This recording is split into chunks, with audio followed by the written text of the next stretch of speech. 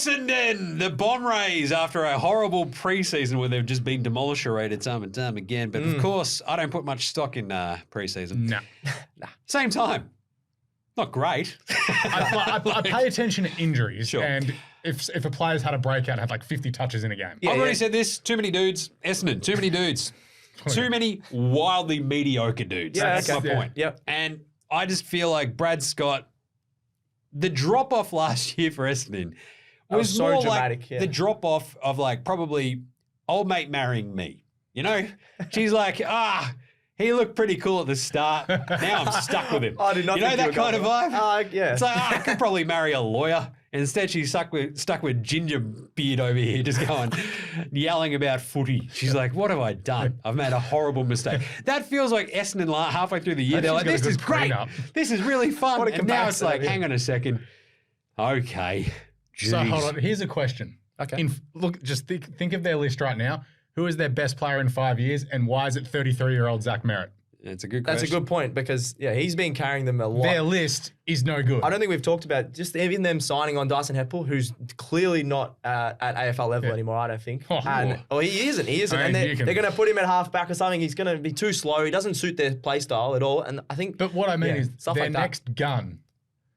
I think Nick Martin can take another leap. But he's not yet. Not It's yet. hype. But in 5 years, he could be the dude. Yeah. But he could be. But you look at it and go, oh, yeah, it's probably Zach Merritt. Whereas you look at someone like Clements, who's your best player in 5 years? Oh, yeah, Take Nick on. Davis. Yeah. They don't have, similar to Gold Coast, I think this list is, where they've got a lot of Bailey guys, Humphrey's their best player in 5 not any years. superstars, yeah.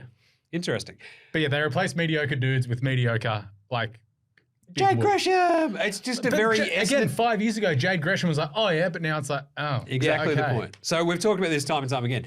Adrian Dodoro, undefeated super champion of the offseason time after time, and it's resulted in absolutely nothing. Why did he do last season when he was getting moved on from his job? That's a really what I good want to know. question. But anyway, more importantly, Essendon, you're mediocre. Unders.